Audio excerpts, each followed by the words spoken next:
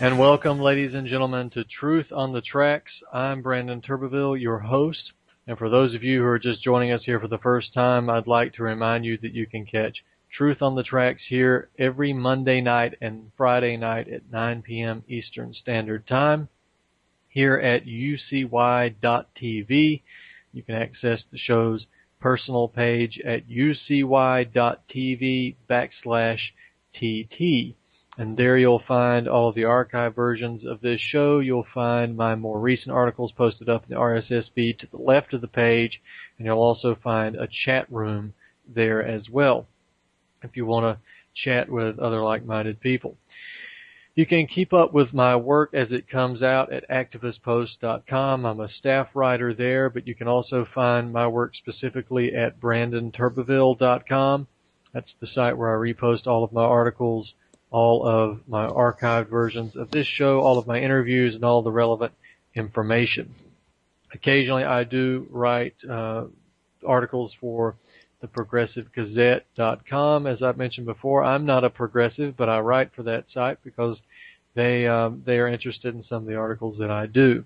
Also, I am also going to be doing occasional articles for anti-media, the antimedia.org, so keep an eye out there as well. But mainly, my main body of work comes out at activistpost.com, and again, keep track of that at brandonturbeville.com. You can find my books at thebookpatch.com. You can search my name there in the titles of the books. And I also want to mention that on February the 18th, I will be doing a half-hour to hour-long lecture. Not sure how long it's going to go, but I would imagine from a half hour to 1 hour. Lecture on the dangers of vaccines at Coffee Etc. South Park Street in Mullins, South Carolina. Mullins is a small town in Marion County, which is the next county over to where I live in Florence, South Carolina. So Florence and Myrtle Beach are sort of on the outskirts, about the same distance between Mullins. So if you're planning a trip to Myrtle Beach, why you'd be planning a trip to Florence, but if you're planning a trip to Myrtle Beach, there is the opportunity to stop over in Mullins, which is on the way, and catch the lecture there. It's free for the public, and you can stop in, get some coffee, and listen to the discussion. There probably will be a time for interaction there as well. I'll have some books to sell and sign. So again, Coffee Etc. February the 18th at 7 p.m., Mullins, South Carolina. So with that out of the way, I want to bring on a guest I have tonight, Heather Callaghan. Heather is a staff writer at activistpost.com and naturalblaze.com. Heather is a food freedom activist and independent researcher. She talks about many other issues other than food and food freedom, but we're going to talk a little bit about food and food freedom tonight. With that, Heather, welcome to the show. Thanks for having me on. Yeah, so I want to get right into this. When we talked and I asked you to come on the show, I wanted to bring out some practical information that would help average people. I mean, we talk so much about the problems that are that we're facing, but solutions are few and far between. And you've done an article. It was actually written last year, but it caught my eye, and I wanted to bring it out, called 20 Places to Find Local Food and Family Farms Near You. It's up at activistpost.com and naturalblaze.com. And you've got 20 sources of information if you want to find local food, local farms, farmers markets, food stands, co-ops, all this different, all this different kind of stuff. That you've got a number of different sites here where people can go and find these things. This is actually I'm going to stop talking here and I'm going to let you do the introduction of this article. But first, before we get into it, why did you look at this article as being an important article to put together?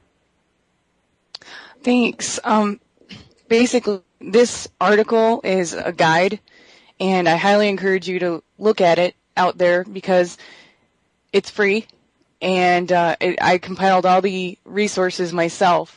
And the reason I decided to do this finally is because I had so many people asking me, okay, I see all the problems, and now I want to find local food. I want to find organic. I don't want to go to the stores anymore. Or where can I find raw milk? Or how do I sign up for a herd share? Because with raw milk and grass-fed beef particularly is sort of complicated depending on what state you're in. And so finding a herd share is the biggest obstacle. Signing up for it is another obstacle, but finding it, where do you look? And a lot of these places aren't advertised openly, especially farmer stands. So people kept asking me, how do I find these places? And finally, after enough people started asking me, I started stumbling on different websites that were cataloging people who were doing this. And it turns out that if you just do a search engine search for some of these things like CSA, a community-supported agriculture, or food stands or co-ops, you don't come up with very much. And that's another reason why I wrote this guide, because search engines were actually really terrible at locating these sort of underground hubs. So it was very frustrating at first to try to find places near myself. In fact, trying it, and if you try it, you might get Yelp listings, which is like, I think, an extension of Yellow Pages. And usually you'll find a listing for like weight loss pills or your local health food store, but not what you're searching for. So there seems to be an issue with locating these little underground places. But it turns out that there's a bunch of websites out there that are mapping them. And so some of these farmers are putting themselves on these maps. And all of these places that I have cataloged are different. So when you look at this guide, I encourage you to try them all out, bookmark them, and make a profile on all of these websites, because then you'll always have a resource to where to find it in your area. But after I published this, people told me that they found their local farm, and it would be right next to them, like under their noses. They never knew they existed. Sometimes they found a co-op, sometimes even just a produce stand that they didn't know was there. Could have just been a mile away or so. And so these websites are pretty brilliant at mapping all these different people. And if you get in on it, then you can find where they are in your local area, whereas you couldn't do it through a search engine or maybe even just driving around or word of mouth. All right. Well, you've got 20 of them cataloged here, so let's go through them one by one. We've got an hour here, and I want to bring this out to everybody's attention, because this is important. I mean, I talk a lot about fighting this system and actually doing something instead of complaining about the problems. And of course, I've talked about agitating for laws and so forth. But this is something that you can do even in the absence of these laws. You can vote with your dollars. You can invest in healthier foods and so forth. And this is a way to do it. This article, which is entitled, let's get the title again, 20 Places to Find Local Food and Family Farms Near You, activistpost.com and naturalblaze.com. So let's take a look at the first one, Farmer's Pal. What can you tell me about this? This website is another interactive map website where you click the map for your state and it will bring up organic food, markets, like farmers markets, grocers, maybe some grocery stores that are local and have different things to offer. It also allows for online shopping and more. And if you go to Farmers Pal Facebook page, you'll find a lot of great resources for being more self-sufficient. We've got one here called, and you've got links to all of these in the article, one called Farm Match. What is this? This one, the reason I put this one towards the top because it's so interesting and different. Whereas most of these, including this one, have the farmers and the food producers mapped out. This one, you make a profile for yourself and you put yourself on the map and they can find you. So you get, it's kind of like a matchmaker, and you can get matched up to people in your area. And so it really helps connect you before you even meet the person or find the place that they're doing business. Well, that's definitely different. Local dirt. What is local dirt?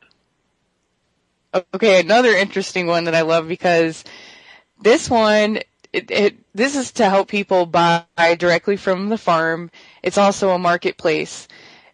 Not only can you find who's selling things like eggs or honey, but you can start selling them too. Even if you just have a few eggs, you have it later and you want to be able to unload them or sell them to your neighbor, you go here and you make a profile. So it's almost like a mini like a sub Craigslist or something for people interested in local food.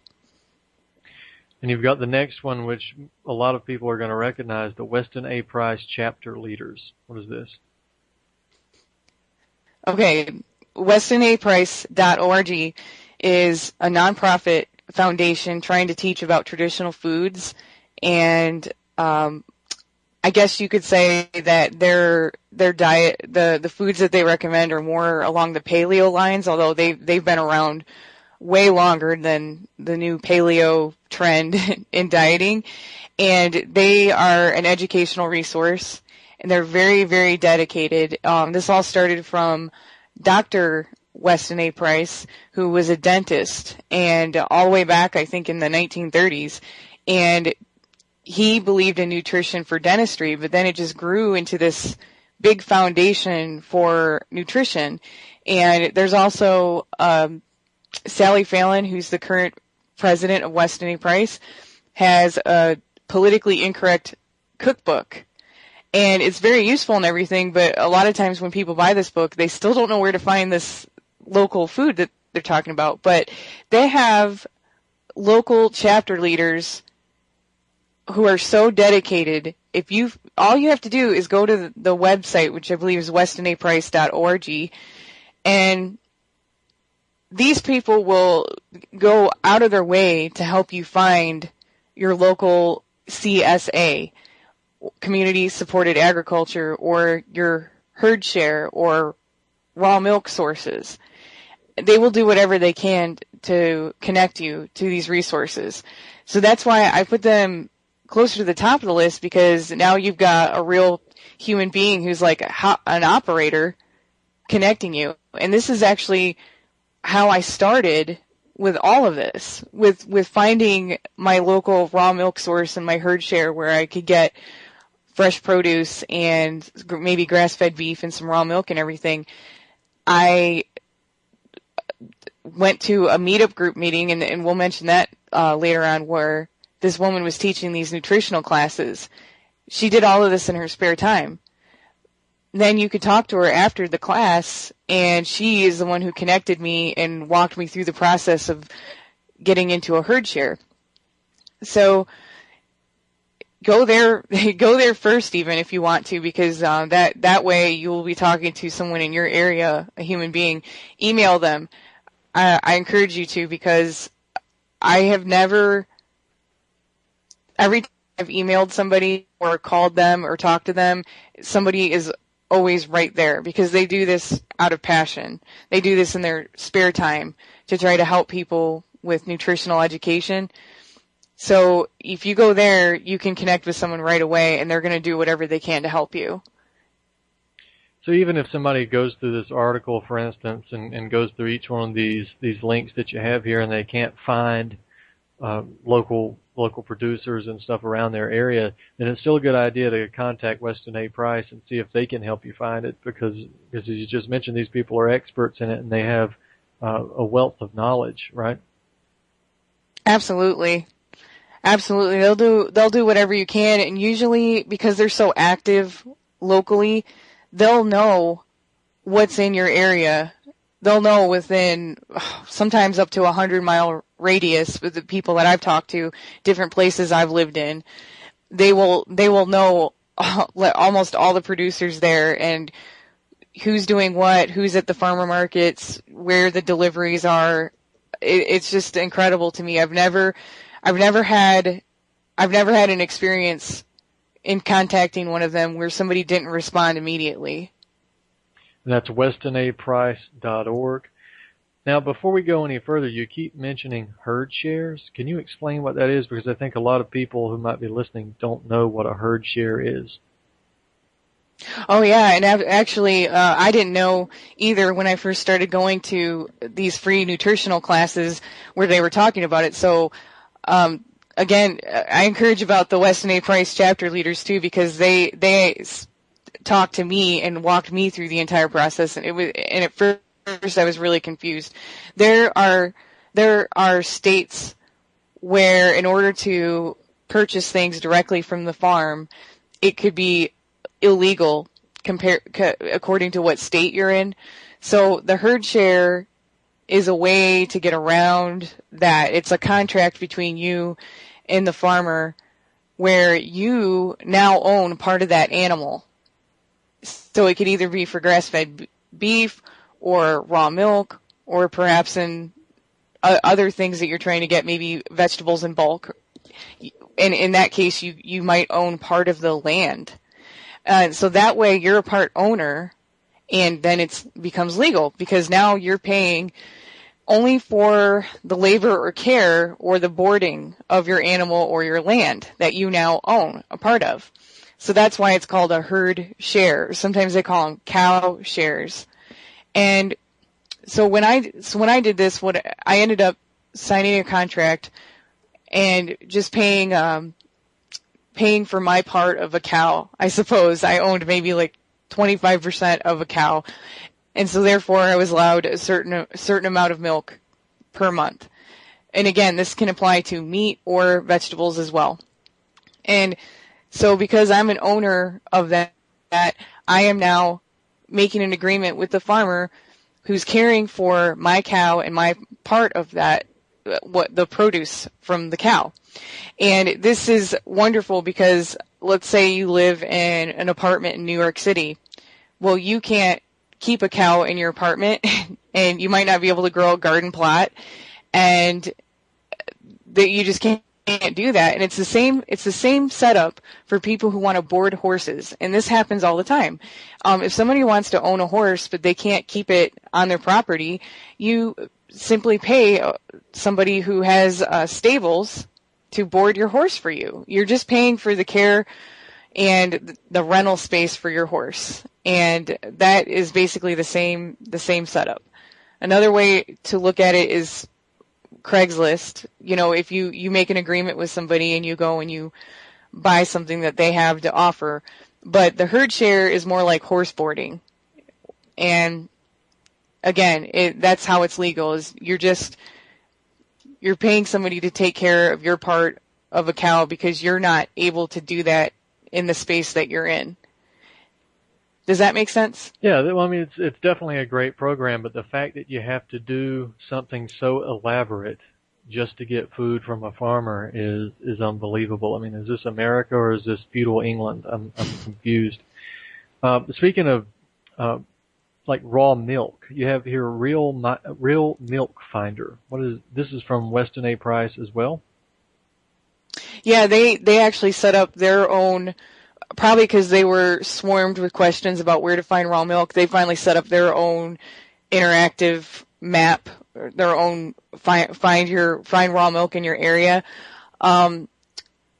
Definitely look there, but also contact them personally, because sometimes, depending on the state or the farmers that have herd shares set up who might not be out there online, and depending on your state, you might not find it listed there because of the crazy laws that are so restrictive that sometimes even just broadcasting that could possibly get somebody in trouble, as crazy as that sounds.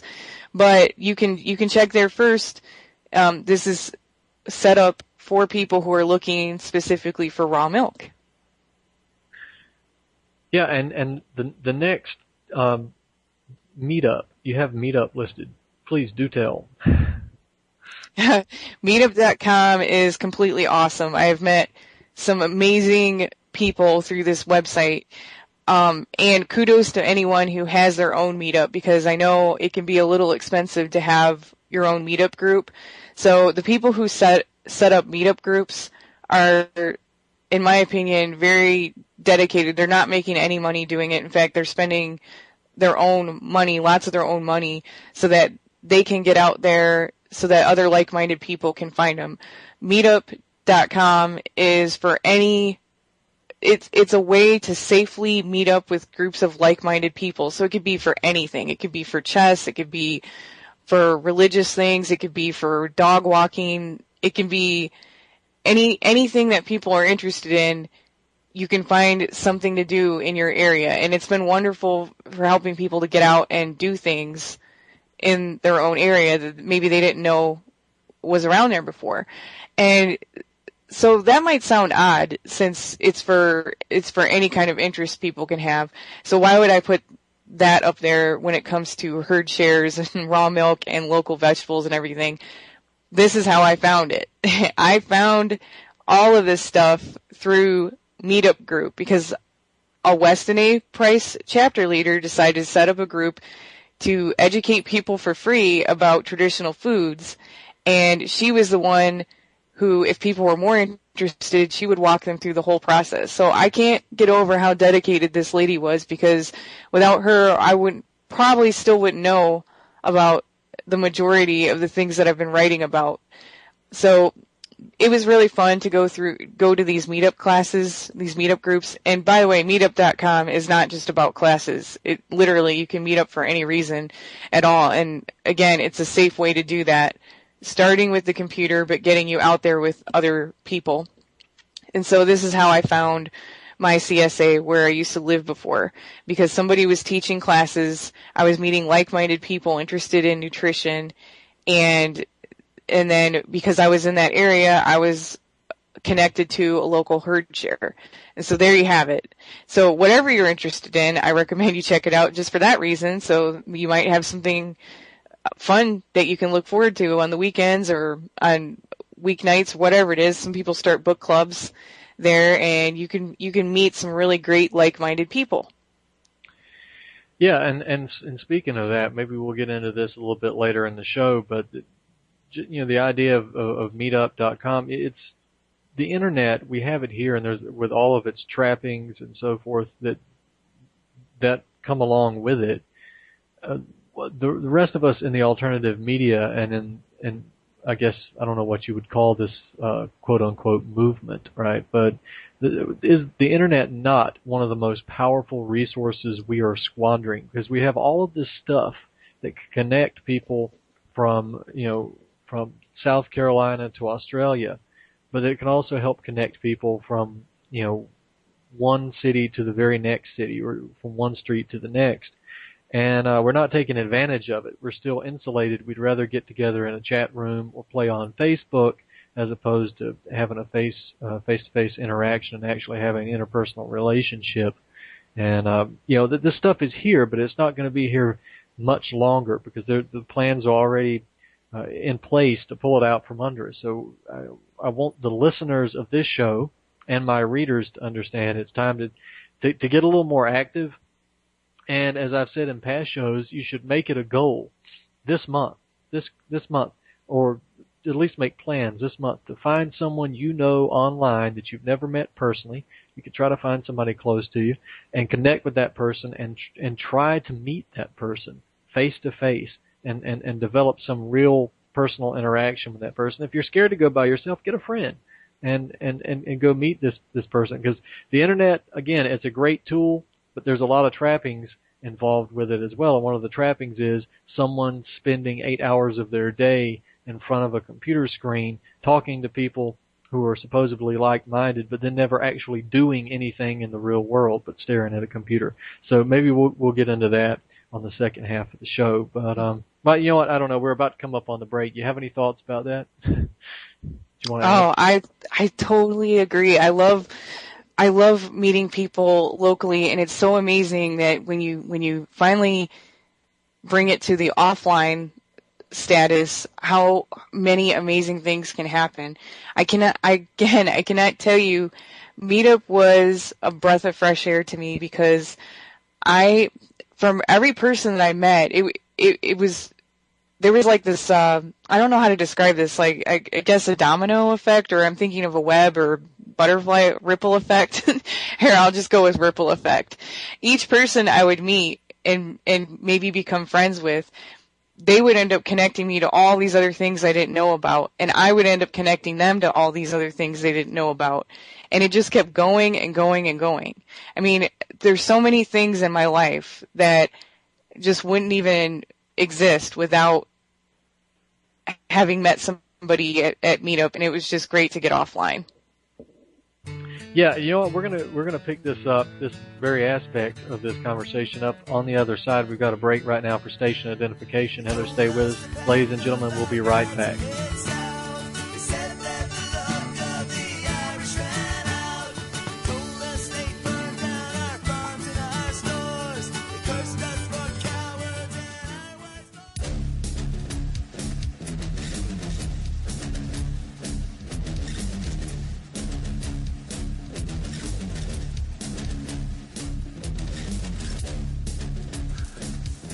And our guest today is Jeffrey Smith from the Institute for Responsible Technology, author of books on health dangers from genetically modified organisms. Jeffrey, great to have you with us today. Great to be here. All right, so if you were explaining to a school kid in plain words, how would you explain what's wrong with the genetically modified products? Well, with genetically modified products, you take individual genes from the DNA of one species and you force it into the DNA of other species. So you can mix and match between humans, animals, viruses, bacteria, and plants. Now this is completely new. This was never done before. It's a radical new way of creating organisms that are not the products of the billions of years of evolution and not the products of sexual reproduction. What you need to know is that the process itself is flawed. It creates unpredicted side effects. So there can be new allergens, new toxins, new anti-nutrients, carcinogens created from the process itself. Then there's what they put in, and it turns out they're putting toxins into our food that kill insects. And they're also putting other things in the plants that allow the plants to be drenched with more toxins, weed killers, which we consume.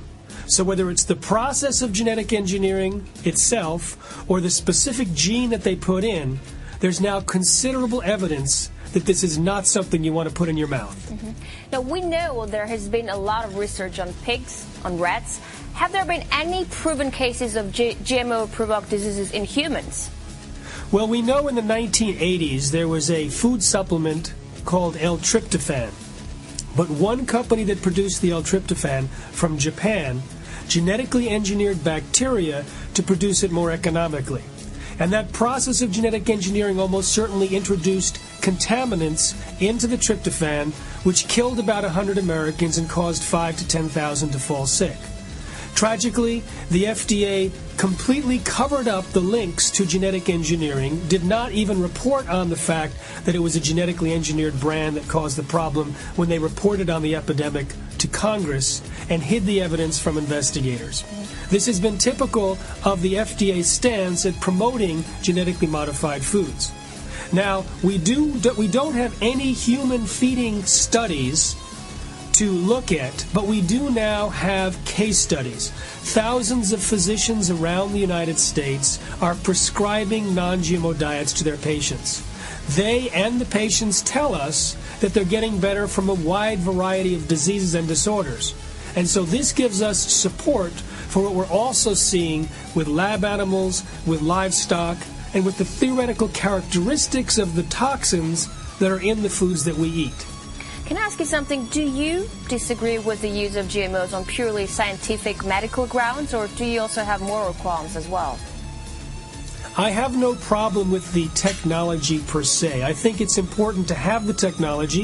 If we can correct a defective gene in a human being with human gene therapy, that's great. But that's a risk that one person will take. Right now, we cannot predictably and safely manipulate the genes in the way that we're doing to protect health and the environment. So to release the products of this infant science, which is prone to side effects, into the food supply, and moreover into the environment where the self-propagating pollution of the gene pool through pollen drift and seed movement makes it irreversible, that's not responsible at this time. Maybe in 50 to 100 years, maybe at some point in the future when we fully understand the DNA enough to make these manipulations, then it would be responsible to introduce GMOs into the outdoors or food. I know the advocates of the GM crop say they can help us combat poverty, starvation, diseases in the developing world. Is there any truth in these claims? Well, not according to the experts, just according to the public relations groups of the biotech industry.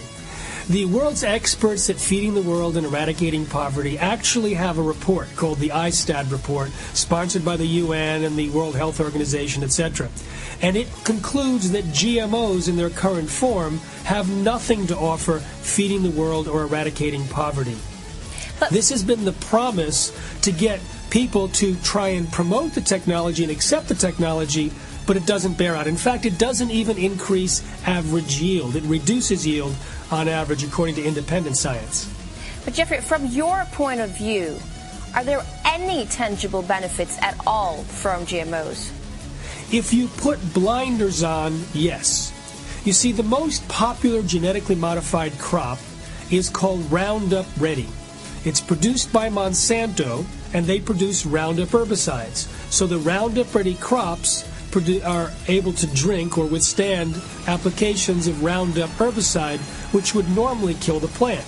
So from the narrow farmer's perspective of weeding, it's easier because you can spray over the top of the crops, kill all the other plant biodiversity, but not the Roundup Ready crops.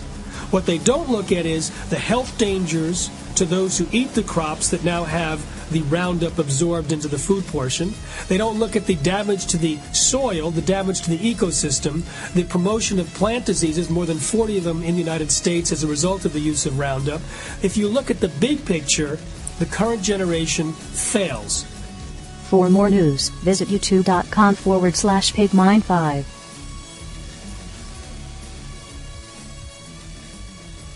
This is Ozzy Skateboard, and you're listening to UCY.TV.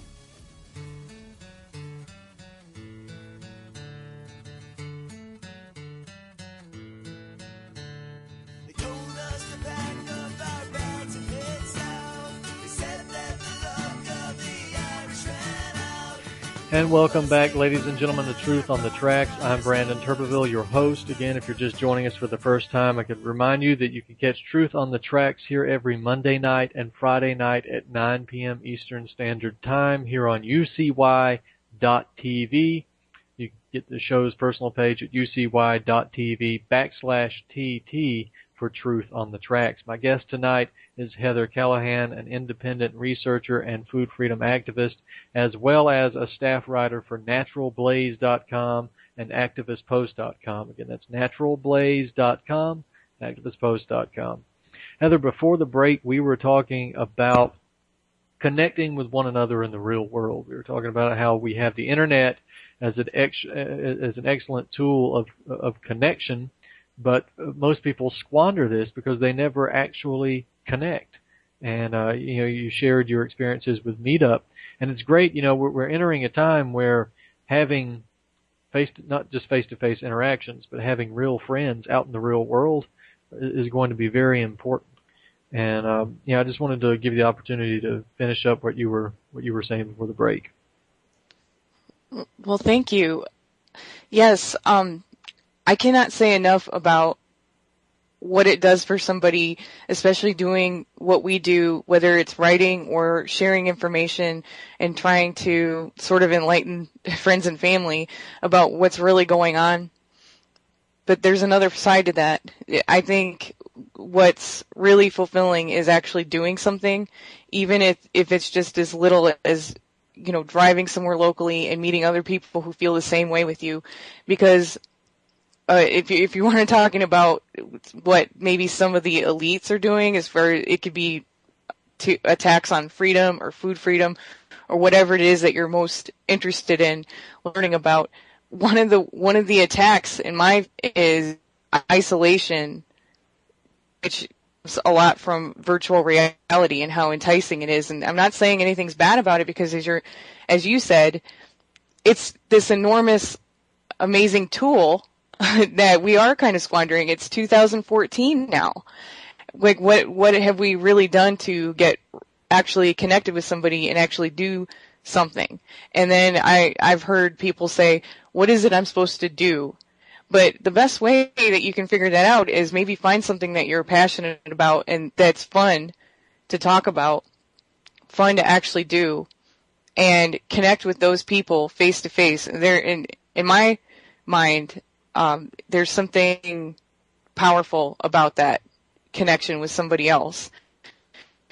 And there's just something about, even if you just meet it at a coffee shop and you're just discussing something, or you guys decide to do something, that connection to me is for me, it propels me more than anything that I've ever done on Facebook or other websites. Also,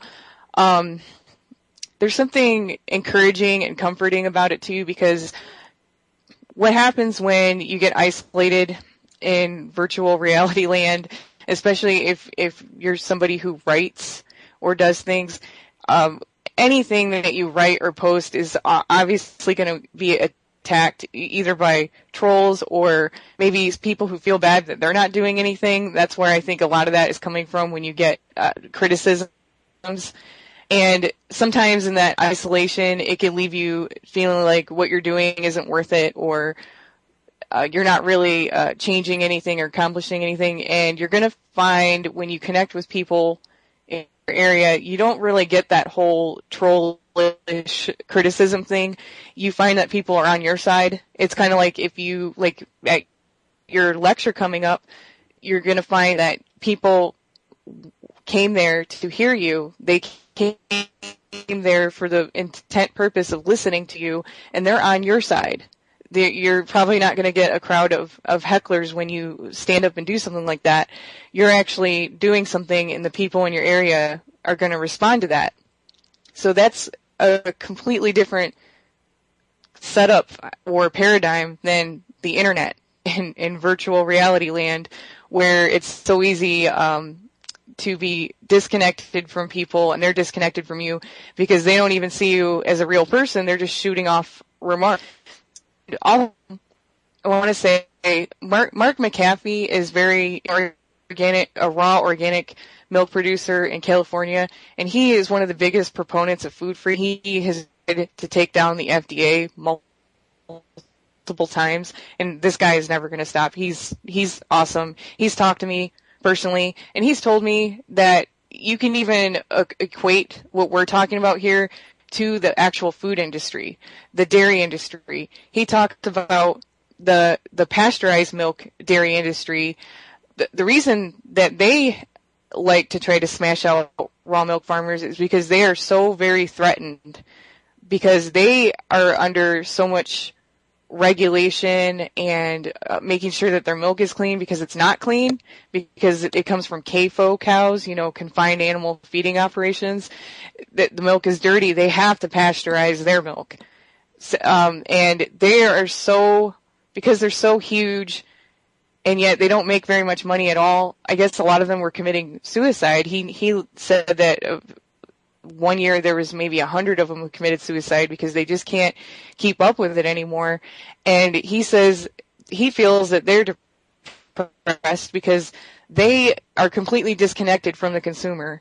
And he loves his job so much. You can tell that if you talk to him or you hear him speak. You can even look him up on YouTube, Mark McAfee, Organic Pastures Dairy. He loves that his operation is so open to the public that he gets to see the people he sells raw milk directly to. He gets hugs from people. He's a big hugger, and he loves to hug those people and connect with them. And he says that he actually feels a lot of compassion for the big milk industry, because they don't get that. They don't get to see the people that they're serving on a daily basis. So they don't get any positive affirmations from anybody that they're their own consumers, and so they remain isolated. And that's why he loves what he does, is because he gets to see the actual people he's serving, and that propels him to keep going.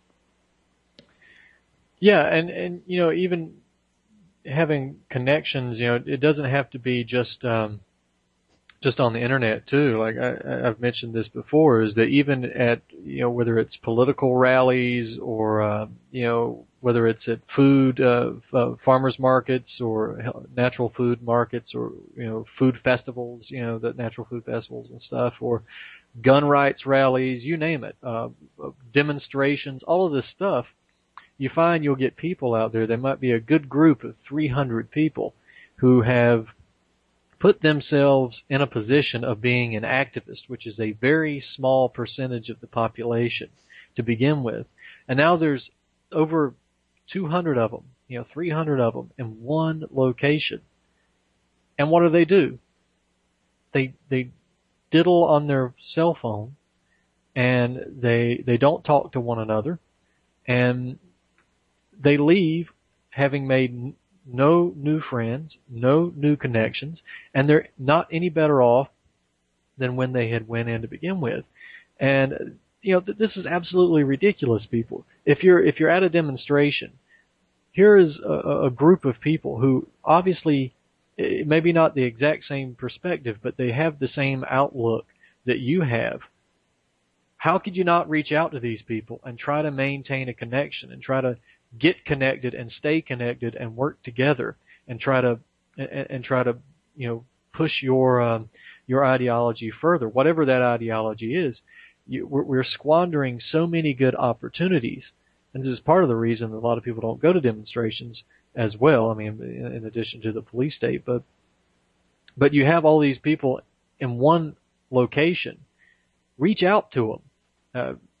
Don't worry about if people think you're crazy. Whatever. Reach out to them, make the connections, and try to build on that. I mean, I don't know if you want to add anything to that or not, but. Yes, I love what you're saying, because I know what it's like. I know I've seen what you're talking about. I've gone to rallies. I've done grassroots. I've done marches. I've done peaceful protest, and it does seem like the same thing happens every time. You go there, feel like, great, I'm going to meet people. I'm actually doing something, and everyone goes there, they do their little thing, and then everyone just leaves. They all just out of there.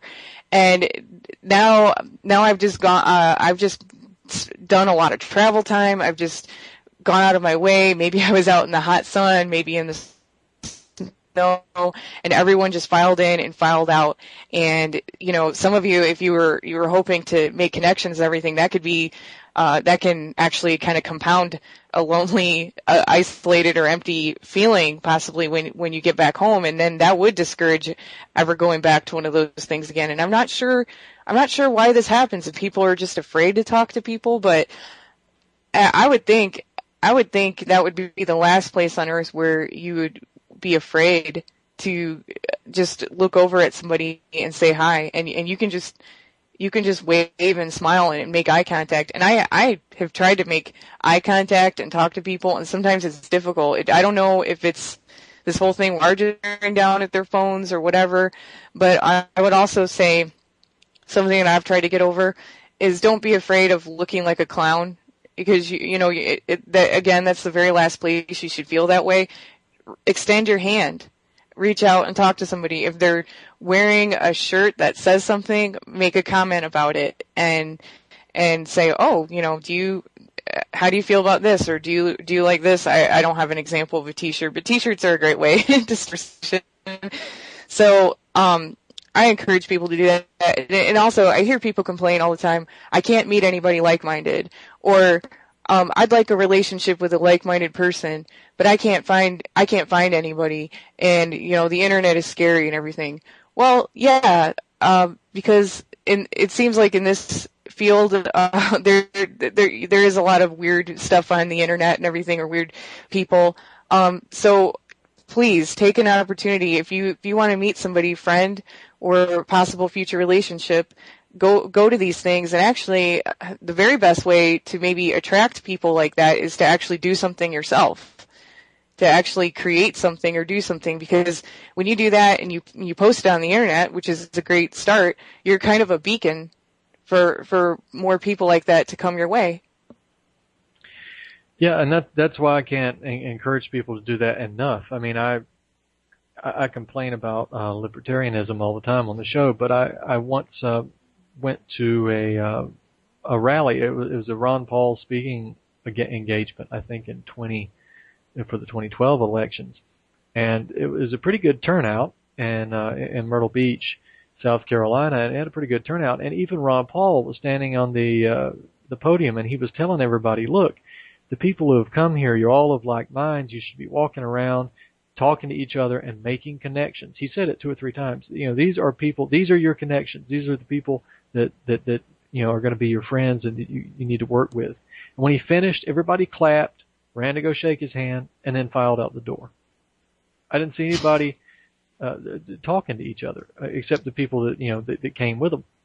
And how ridiculous is that? Look at what they could have done if they had made connections with one another.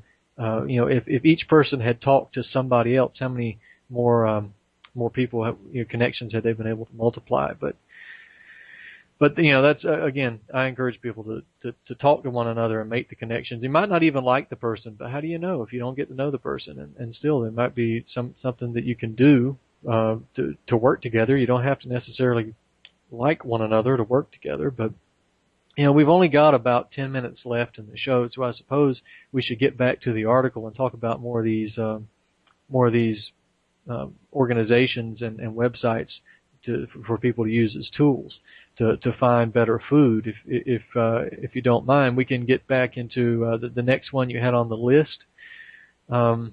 We had Pick a Pepper. What is this?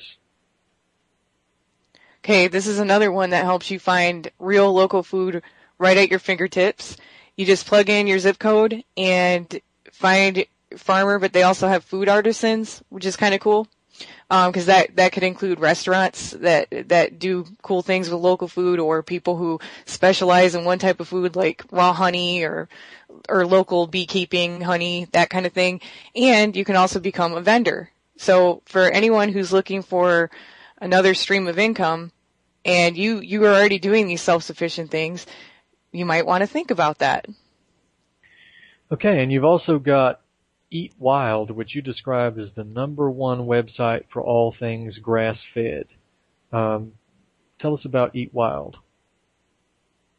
This one is also helpful for our Canadian friends.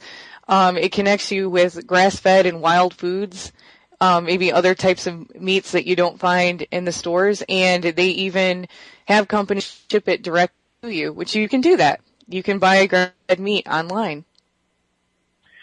Okay. All right. Now you can buy grass-fed meat online, but you were mentioning some legal constraints. Is there still legal constraints in terms of shipping grass-fed meat from one state to another, interstate commerce? Not so much that. It's really the raw milk thing is really the one that the FDA gets all riled up about. In fact, you could accidentally break the law by going to a raw milk source and driving it across the state border. It's kind of funny is that some kind of substance could be considered safe in one state, but then suddenly toxic in the next state when you cross that border, and just don't get arrested. You can go to jail for buying milk in the land of the free, and that's something. Yeah. That's right. You've got Local Harvest.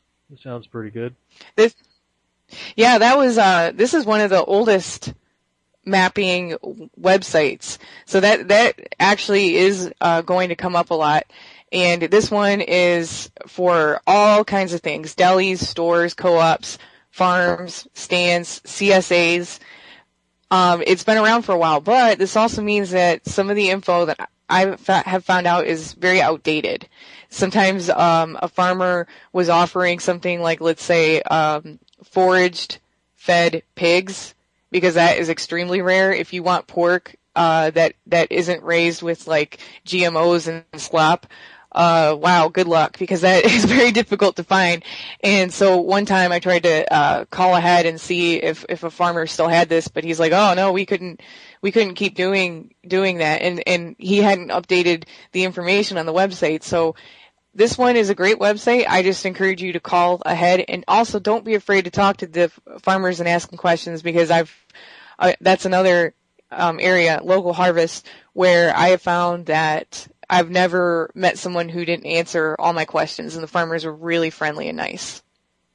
Yeah, and never be afraid to ask people questions. If they're a jerk to you and don't want to answer your questions, then just go somewhere else. What's the big deal? But yeah, I agree. I've had the same experience. Nobody's ever been upset that you asked them a question. They've actually been quite happy that you asked them about their product. So, homegrown.org. This one is another great educational farm source because it was created by Farm Aid. So the website is pretty well done. Maybe as a result of that, there's education, links, maps. This Farm Aid also has a list of winter markets, because that is also another difficult thing to find when the winter months come. Sometimes all the farmers markets aren't open, but winter markets which I also link to, is worth checking out so you can find what might be open in your area during the winter months. And they also have other maps on this website to find wild catch, pastured cattle, dairy farms. So they also have maps at local catch. You can find this all on homegrown.org. And then it also has another grass-fed meat website called Homegrown Cow. Yeah, and for those of the listeners that don't know, Farm Aid was founded by Willie Nelson, and it has members of the Farm Aid board, including Willie, Neil Young, Dave Matthews, and John Mellencamp. So if you're into the whole celebrity thing, another good reason to go there. Organic Consumers Association. A lot of people are familiar with this website run by Ronnie Cummings. You can plug your zip code in, and you'll not only be in touch with GMO-free food sources, but all kinds of natural health businesses, which is really cool. Even skincare, acupuncture, and maybe some other natural health care practitioners. Okay, we've got Real Time Farms. What's this? This one you can probably count on to be more updated. It's very nice design, easy to use. Farmers, artisans, restaurants, markets right in your town. And you can also search by ingredient or certified organic. That one I found to be very eye-opening. Okay, and we've got Farm Plate. This map is expanded for even more things that you can find. Apiaries, which would be, I believe, beekeeping, so like raw honey and products that come from bees. Bakeries, stands, herbalists, confectioners, and more.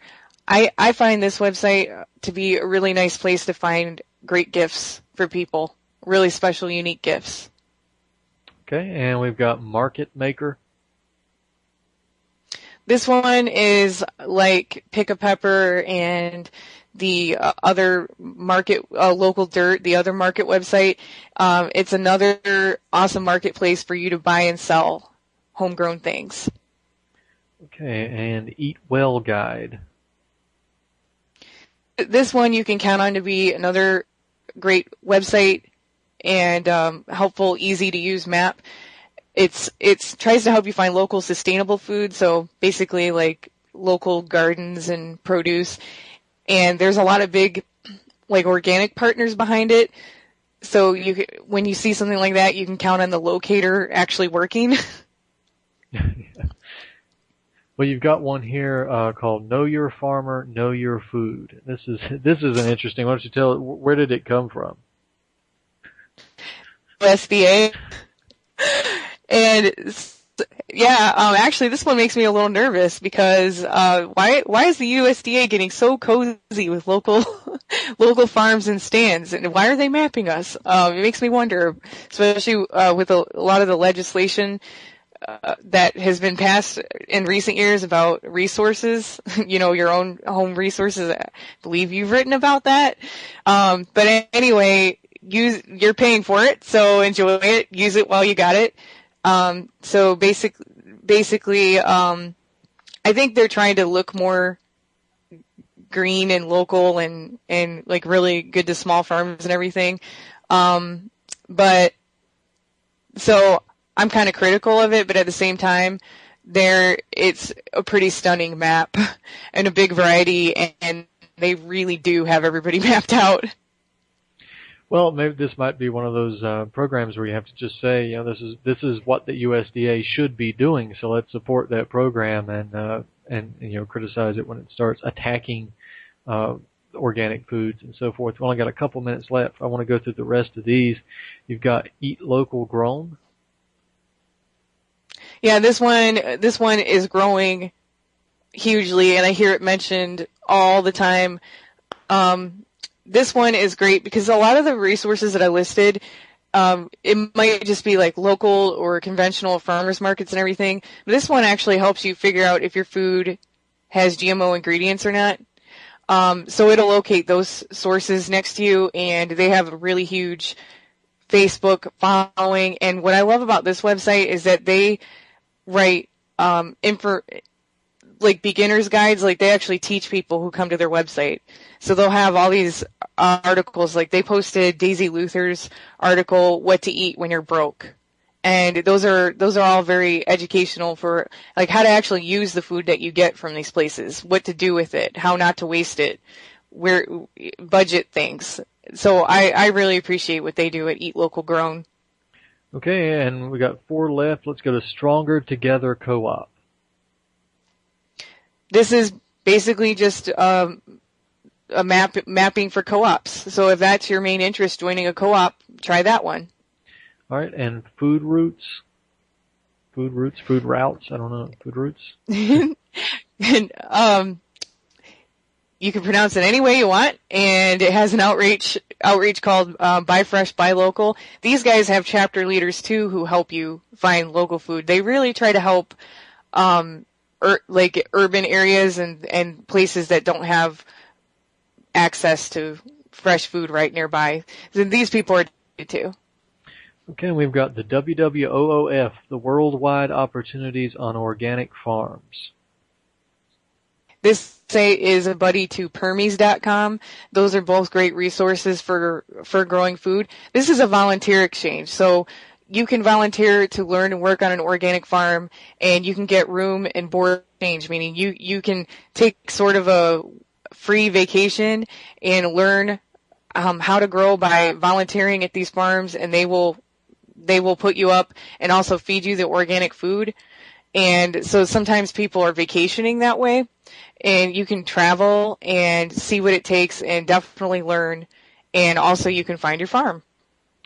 All right, and lastly, we've got Farm Shed CNY.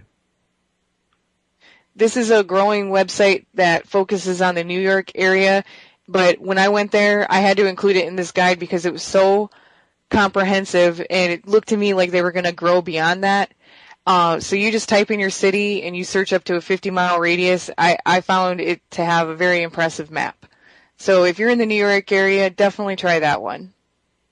All right, Heather, we look like we have filled up the whole hour with this, and I'm glad we got to talk about it because for those of my listeners who don't know how to get access in their area to local organic farm, it's not 100% sure that you will be able to find it from these resources, but you've got a really good chance of finding it. So here is a tool.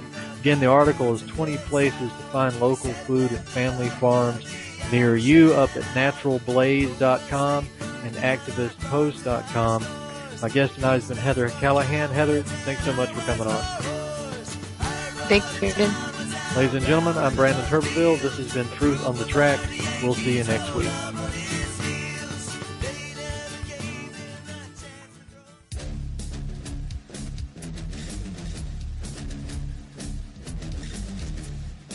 The policy on GMOs was overseen by Monsanto's former attorney, Michael Taylor. Therefore, the FDA requires no safety studies and no labeling. They leave it up to Monsanto to determine if their foods are safe, and Monsanto doesn't even have to tell the FDA or consumers if it wants to slip a GMO